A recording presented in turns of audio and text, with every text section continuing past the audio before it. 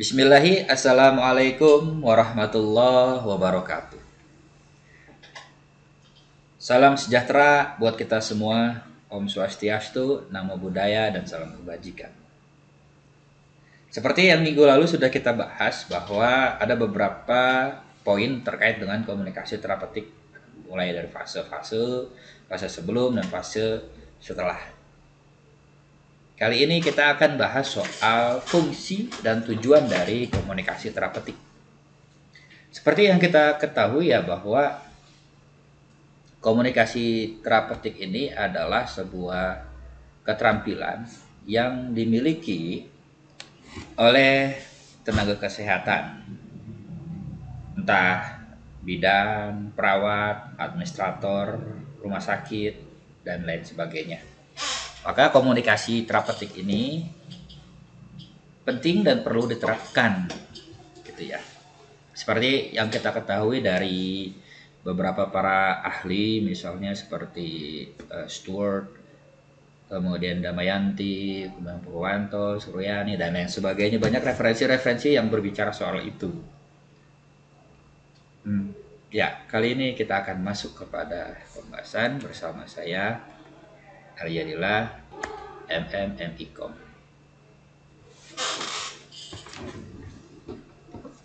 Komunikasi terapeutik seperti yang tadi saya bahas soal definisi maaf, tadi ada yang jatuh. Seperti yang sudah dibahas oleh beberapa para pakar di bidang komunikasi terapeutik, mereka sudah menegaskan bahwa komunikasi terapeutik ini adalah teknik yang mampu untuk mengurai atau menurunkan tingkat kekakuan di antara komunikan dan komunikator. Begitu ya kira-kira ya. Komunikan itu istilah dari ilmu komunikasi. Komunikator pun istilah dari ilmu komunikasi. Nah, komunikator itu sendiri adalah orang yang pertama kali mengirimkan pesan. Jadi kalau ada dua orang berbicara atau tiga atau dan lain sebagainya, ketika ada orang pertama yang berbicara, maka ia adalah seorang komunikator. Begitu pula orang yang kedua. Orang yang kedua itu artinya adalah orang yang menerima informasi. Orang yang menerima informasi disebut dengan istilah komunikan. Jadi antara komunikator dengan komunikan, mereka saling tukar-menukar informasi, saling mengirim informasi. Nah, bagaimana teknik menemukan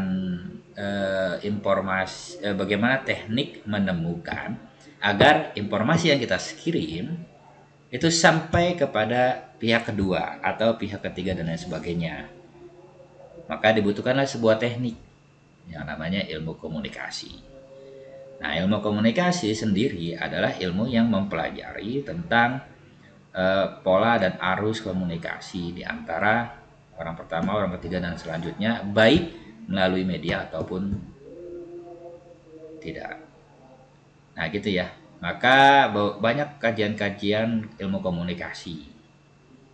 Salah satunya masuk ke wilayah komunikasi terapeutik. Komunikasi terapeutik sendiri ini adalah kegiatan yang berpusat pada kesembuhan pasien. Gitu ya. Seringkali kan kita tenaga kesehatan itu seringkali ketika berhadapan dengan pasien atau klien itu seringkali terasa kaku gitu ya. Adanya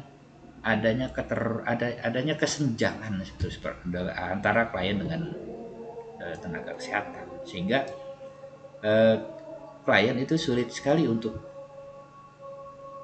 menyerap atau menyatu lah, atau kalau orang yang sulit untuk menyatu tadi, berbaur tadi, maka ada informasi yang tidak yang sulit untuk disampaikan oleh klien, sehingga dibutuhkanlah kajian-kajian komunikasi terapeutik itu. Kemampuan atau keterampilan tenaga kesehatan ini juga beradaptasi untuk mengurangi atau bahkan mengatasi gangguan psikologis. Seperti tujuan ilmu komunikasi ya, bahwa ilmu komunikasi itu bertujuan untuk merubah, untuk mempengaruhi, untuk apalagi ya, efek dari ilmu komunikasi ini itu masuk pada wilayah kognitif satu, kemudian masuk kepada wilayah afektif, kemudian masuk ke wilayah behavioral, masuk ke wilayah perilaku. Jadi ketika informasi itu kita kirim, itu masuk ke ranah kognitifnya dia, ke klien atau komunikan yang menyerap. Nah, ini tergantung dari level kognitifnya ya, seperti yang kita pelajari dari teori-teorinya Bloom misalnya, taksonomi Bloom misalnya, ada beberapa level itu di sana untuk sampai pada level-level kognitif begitu. Nah, karena komunikasi terapeutik ini mampu mengatasi gangguan psikologis, maka kita perlu mempelajari baik fungsinya, tujuannya, serta tahapan-tahapannya yang nanti itu yang akan kita miliki sebagai bekal kompetensi kita sebagai tenaga kesehatan. Atau juga ingin memperoleh pengalaman belajar dan pengalaman yang bermakna antara kita sebagai tenaga kesehatan juga dengan klien. Nah, hubungan-hubungan interpersonal itulah yang kemudian perlu kita jalin, gitu ya, sehingga klien itu merasa nyaman lah dengan kita. Itu tujuannya tuh. Kita lihat fungsinya. Fungsi komunikasi terapeutik ini menurut Dwi Dianti, seorang bidan profesional selalu mengupayakan untuk berperilaku terapeutik, yang berarti bahwa tiap interaksi yang dilakukan menimbulkan dampak terapeutik yang memungkinkan klien untuk tumbuh dan berkembang. Begitu ya. Jadi tenaga kesehatan itu tidak hanya bidan, tapi juga perawatan, juga administrator rumah sakit dan lain sebagainya. Ini bisa diterapkan oleh mereka.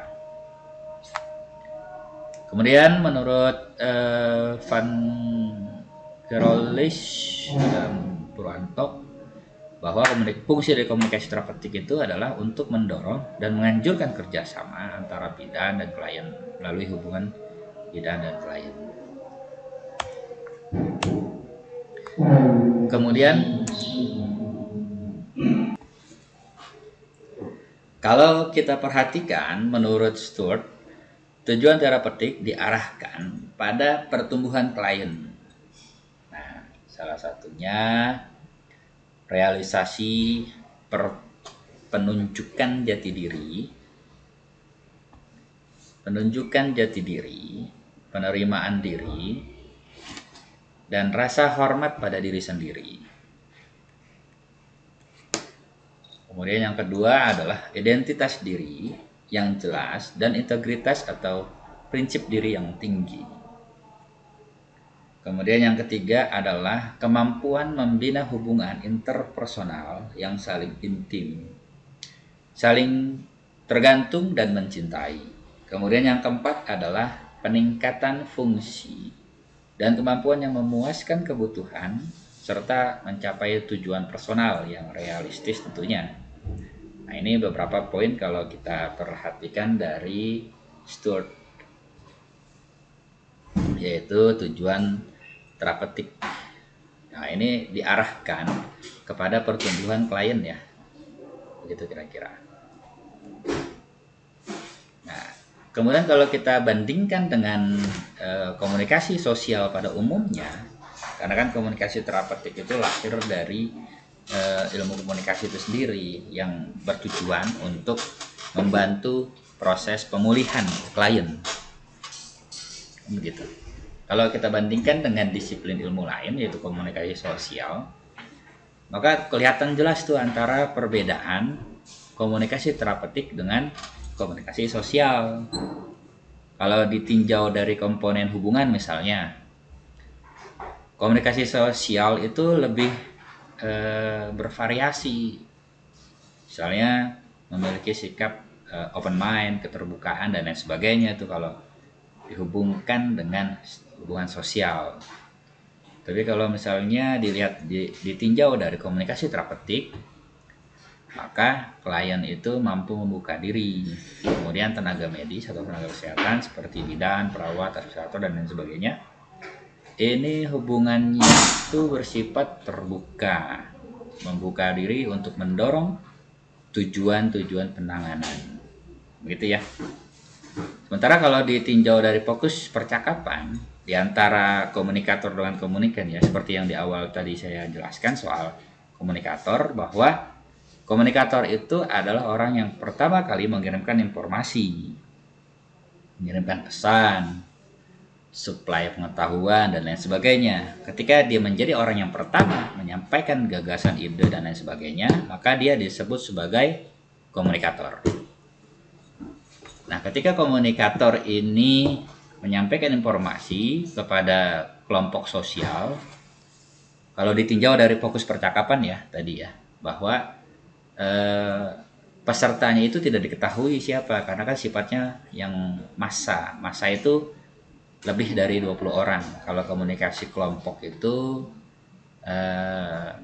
maksimal 20 orang. Nah, ini disebut dengan komunikasi kelompok. Tapi kalau misalkan sudah masuk ke lebih dari 20 dan dia melalui media, maka disebut massa. Nah, gitu kira-kira. Jadi kalau ditinjau dari percakapan, komunikasi terapeutik itu diketahui oleh keduanya masing-masing. Hubungan pengalaman dari topik, misalnya keterlibatan dan penggunaan dari pengetahuan yang tidak langsung. Sementara kalau komunikasi terapeutik itu lebih kepada tidak terlibatan dan penggunaan komunikasi pengetahuan secara langsung. Ya, artinya kita tidak terlalu terlibat lebih dalam, namun biarkan klien yang mengungkapkan dirinya sendiri, sehingga ada hubungan interpersonal yang bersifat intim. Intim di sini adalah kita memiliki komunikasi jarak ya, jadi berapa meter durasinya antara klien dengan kita, itu jaraknya berapa, ada jarak sosial, ada jarak intim dan lain sebagainya. Itu kita perlu sadar ruang lah. Sadar ruang itu artinya posisi duduk kita, posisi berdiri, posisi mata bagaimana, komunikasi gestur gimana ketika berhadapan dengan klien, itu perlu kita pertimbangkan tuh. Jangan sampai nanti ketika ada klien datang tiba-tiba kita langsung, karena komunikasi terapeutik itu harus meningkatkan hubungan intim, maka Anda harus dekat, sedekat hubungan Anda dengan sang kekasih, begitu kira-kira ya, dekat sekali, sehingga itu jangan seperti itu. Kalau misalnya Anda terlalu dekat pada orang yang belum pertama kali dikenal, nanti Anda dicurigai. Ya jangan dekat-dekat lah, jaga jarak. Apalagi kita zona PSBB ini, jaga jarak lah. Nah gitu ya. Kemudian apa lagi nih? Kita lihat slide berikutnya. Ya, slide berikutnya adalah ini, kenapa miring? Prinsip komunikasi terapeutik itu menurut Carl Rogers. Ya, komunikasi terapeutik menurut Carl Rogers itu ada 1, mengenal dirinya sendiri. Kemudian 2, ditandai dengan sikap menerima, percaya dan menghargai. 3, harus paham, menghayati nilai yang dianut pasien. 4, harus sadar, dan seterusnya ada 15 poin. Kalau di awal tadi, sebelum sampai kepada prinsip komunikasi terapeutik, di awal tadi kita sudah membandingkan antara komunikasi sosial dengan komunikasi terapeutik. Nah gitu ya. Komunikasi sosial, saya ringkas lagi bahwa komunikasi sosial tidak memiliki tujuan yang spesifik, serta pelaksanaan komunikasi itu terjadi begitu saja tuh. Tapi tentunya memiliki perencanaan komunikasi lebih dahulu. Memang setiap setiap proses komunikasi itu butuh perencanaan, namanya perencanaan komunikasi. Apabila Anda tidak memiliki perencanaan komunikasi, wah itu siap-siap bunuh diri itu. Bahaya, jangan. Sebagai pelaku komunikator, sebagai pelaku komunikasi atau sebagai administrator rumah sakit, kita harus mempersiapkan segala sesuatunya untuk menjalin sebuah hubungan. Kalau terapeutik jika dibandingkan dengan komunikasi sosial, maka komunikasi terapeutik ini berfungsi untuk mencapai kesembuhan pasien melalui perubahan dalam diri pasien yang tadi kita sudah sebutkan. Pada intinya komunikasi terapeutik itu tidak sama dengan komunikasi sosial. Itu saja yang ingin saya sampaikan pada poin yang tadi.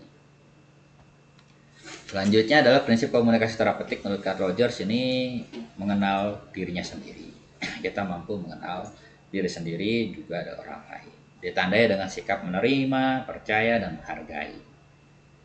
Modal pertama yang perlu diterapkan atau perlu dimiliki bagi seorang komunikator atau sebagai seorang administrator rumah sakit adalah kita mampu memiliki sikap menerima, percaya, dan menghargai.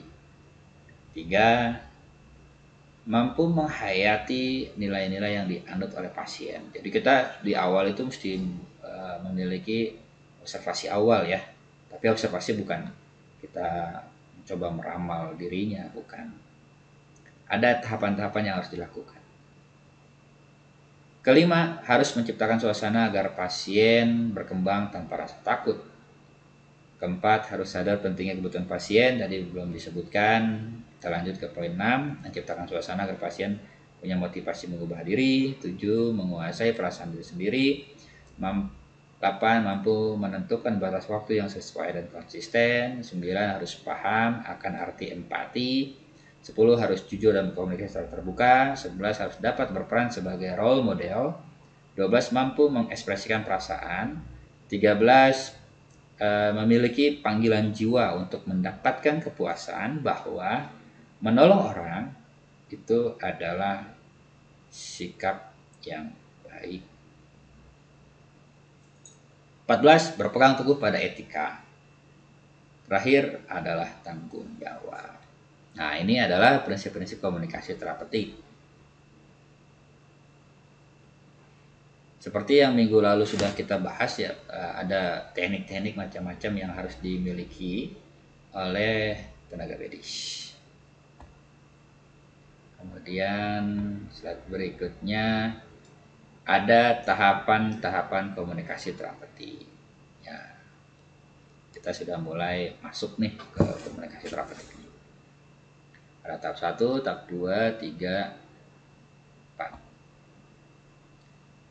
Baik, materinya cukup sampai di sini. Kita akan bahas lagi di pertemuan berikutnya, tentu lebih mendalam ya materi berikutnya. Selanjutnya silahkan kita masuk ke platform yang sudah kita sepakati untuk kita berdiskusi terkait dengan materi yang pada kesempatan ini saya sampaikan. Saya ucapkan terima kasih.